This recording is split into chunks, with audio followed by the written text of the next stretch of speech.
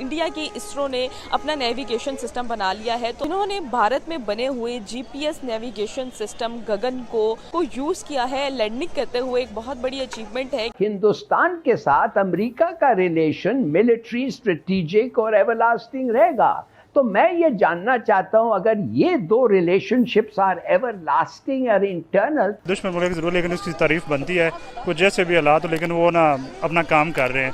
हमें भी कुछ सोचना चाहिए, इस चीज़ों से बाहर निकल के ना हमें भी इस पर तवज्जो देनी चाहिए। और अगर हमारा इंटेलिजेंस अलग नहीं कर सकता है उनको, और हमारे इंटेलिजेंस के पास ऐसे चीजें नहीं हैं जो उसको रोक सकते हैं, तो yes, it is a massive failure. ISRO इस अपनी यूथ को प्रमोट करने में बहुत ज़्यादा अहम किरदार अदा कर रही है और उनको बहुत ज़्यादा मोटिवेट कर रही है और बहुत ज़्यादा वो आगे जा रहे हैं। क्या कहना चाहेंगी? बिल्कुल, इस बात पे कोई शक नहीं। इसलिए कि स्क्रीन पर हम तीनों आ रहे हैं, तो मतलब वो लगता है कि शायद वो हम सब एक ही पेज पे, हम सब एक पेज पे नहीं हैं। पहली बात इस बात पे कोई शक नहीं है कि इंडिया अपने आप को हर चीज़ में सबसे आगे बढ़ के रखना चाहता है।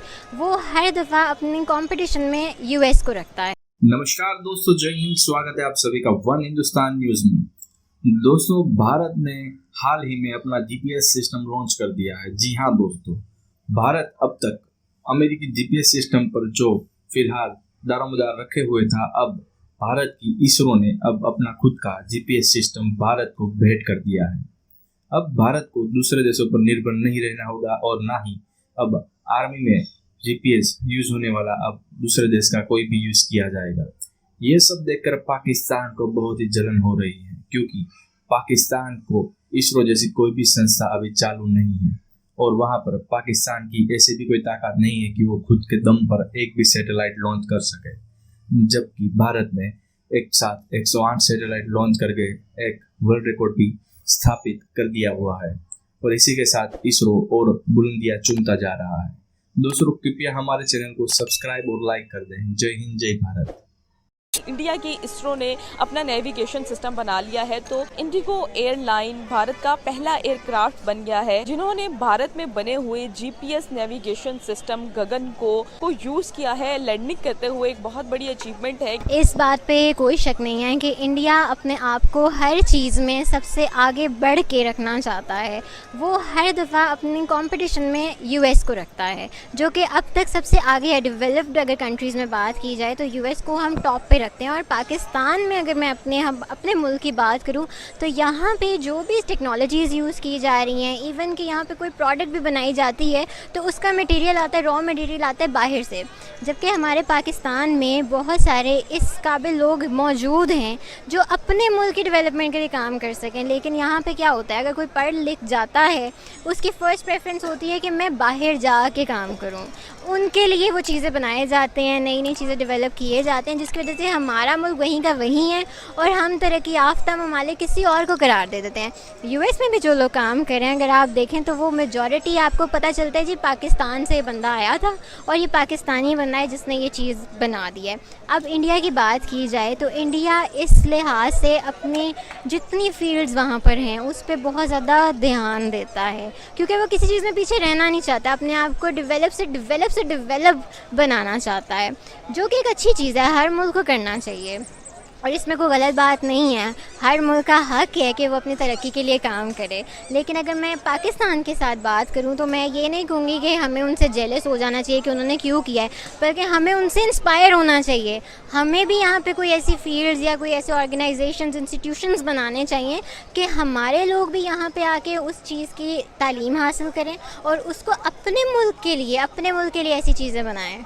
ये कहना गलत तो नहीं होगा कि इंडिया जो है रिसर्च एंड डेवलपमेंट में और टेक्नोलॉजी में, इनोवेशन में बहुत ज़्यादा आगे जा रहा है, और उनकी इसरो इस अपनी यूथ को प्रमोट करने में बहुत ज़्यादा अहम किरदार अदा कर रही है और उनको बहुत ज़्यादा मोटिवेट कर रही है और बहुत ज़्यादा वो आगे जा रहे हैं। क्या कहना चाहेंगी? बिल्कुल, इस बात पे कोई शक नहीं है। जैसे मैंने आपसे भी पहले भी कहा है कि इंडियन पब्लिक की भी बात करें तो उनका सबसे पहला मोटिव ये होता है कि हमने इंडिया को प्रमोट करना है। अगर आप देखें कि उनकी अगर एक्ट्रेसेस भी बाहर जाती हैं तो वो अपने नेशनल ड्रेस को प्रमोट करती हैं ज़्यादातर। अगर उनका नेशनल ड्रेस साड़ी है तो वो आपको नज़र आएंगी कि अपने वो नेशनल ड्रेस में हैं। इसी तरह वहाँ पे जो ऑडियंस है उनको भी यही होता है कि भाई हम अपने मुल्क को क्यों ना प्रमोट करें, इंडिया क्यों दिन ब दिन तरक्की करता जा रहा है, क्योंकि वहाँ पे लोगों को नॉलेज, आप वहाँ पे देखें जाके हॉकर्स से भी उनके बात करें तो वो भी आपको पढ़ा लिखा बंदा नज़र आएगा, क्योंकि उनमें जज्बा है, उनमें जुनून है इस चीज़ का कि वो सीखना चाहते हैं। ये बड़ी अच्छी बात है, दुश्मन मुल्क ज़रूर, लेकिन उसकी तारीफ़ बनती है, कुछ जैसे भी हालात हो, लेकिन वो ना अपना काम कर रहे हैं। हमें भी कुछ सोचना चाहिए, इस चीज़ों से बाहर निकल के ना हमें भी इस पर तवज्जो देनी चाहिए, क्योंकि तरक्की के बगैर अब कोई भी मुल्क जो है ना वो नहीं, हमारा सिस्टम चल ही नहीं सकता, क्योंकि आज ज़रूरत देख ले, हर बंदे को हर जगह पे हर चीज़ की ज़रूरत है। अब इंडिया को देख के भी ना हम करें तो फिर तो हमारा अल्लाह ही हाफिज़ बनता है। एक दुश्मन भी कहते हैं, अगर दुश्मन वो कहते हैं ना, पंजाबी में कहावत है कि शरीक का मुंह रत्ता हो ना, अपना चंड मार के कर लेना चाहिए। अगर उन्होंने बना लिया है तो ये हमारा भी फ़र्ज़ बनता है कि हम ऐसा कुछ करें ताकि उनको मुंह तोड़ जवाब दें। जी नूरुल आरफीन, आप क्या कहते हैं? बिल्कुल ज़रूर शामिल करें। सबसे पहले भाई ये जो आपने टिकर चलाए हुए, इमरान खान नामूस रिसालत का सिपाही है, इमरान खान रहमतुल्लिल आलमीन अथॉरिटी बना करके उन्होंने मुझ पर एहसान किया है, मैं पूरे पाकिस्तान को गवाह बना करके मैं इज़हार बरात करता हूँ इन सारे फतावों से जो आपके प्रोग्राम में ये लिखे हुए चल रहे हैं। मैं पाकिस्तान को गवाह बना करके कहता हूँ कि मेरा इन सब बातों से ना लेना देना है, ना मेरा इन सब बातों का कोई दीनी आपको हक हासिल है। मैं इमरान खान को नामूस रिसालत का सिपाही नहीं समझता, मैं इमरान खान को आशिक रसूल नहीं समझता, पहली बात। इसलिए कि स्क्रीन पर हम तीनों आ रहे हैं तो मतलब वो लगता है कि शायद वो हम सब एक ही पेज पे, हम सब एक पेज पे नहीं हैं, पहली बात। दूसरी बात, आपने कहा कि ये सब मरियम नवाज़ की दफ़ा भी हुआ, ये पहले भी हुआ और ये गलत था और ये सारी चीज़ें। लगारी साहब से बेहतर मैं इस बारे में बिल्कुल नहीं बता सकता। इन्होंने बिल्कुल ठीक कहा कि हमने पाकिस्तानी कौम के तौर पर इसका सदमा मुतअद्दिद मरतबा उठाया है, कुछ केसेस का हवाला भी उन्होंने दिया। लेकिन मेरी अक्ल हैरान हो जाती है, आप समेत तमाम जो दीदावर लोग हैं, जो बीना लोग हैं, जिनकी समा व बसर की सलाहियतें मुझसे ज़्यादा अच्छी हैं, मैं हैरान हो जाता हूं कि जब मैं ये देखता हूं कि वो अपने तौर पर एक वन साइडेड बात को इस तरह से प्रोपेगेट करते हैं कि सामने वाले का मुकदमा धड़म तख्ता हो जाता है। लगारी साहब ने अपनी गुफ्तगू में कहा और आपने कितनी मासूमियत से उसको कहा, वो गलत है, ऐसा नहीं होना चाहिए था। मतलब आपका कलेजा नहीं फटा? जबले नूर पर गारे हिरा के बाहर पीटीआई का वो लिख दिया गया तराना, पीटीआई का नाम लिख दिया गया, पीटीआई जिंदाबाद, इमरान खान, आपका कलेजा मुंह को नहीं आया? जिस तुंदही के साथ इस वक्त पाकिस्तानी मीडिया इमरान खान के लिए हलक फाड़ रहा है, और फीसबिलिल्लाह नहीं है, फीसबिलिल्लाह नहीं है, अगर आरफीन आप मुझे इजाजत दें, स्क्रिप्ट के तहत हो रहा है। इसमें इमरान खान ने अगर कहा है वहां पर जाकर किसी को कि ये हरकत करो, तो फिर इमरान खान मुजरिम है, इमरान खान मुजरिम है, उसको सजा मिलनी चाहिए। लेकिन यही तो बुनियाद बनाकर लोग इस्लाम से जोड़ देते हैं। इंट्रोडक्शन दिया आपने, बहुत सारी बातें की, अभी तो मैंने तमहीद बांधी थी यार। जी जी बोले बोले आप।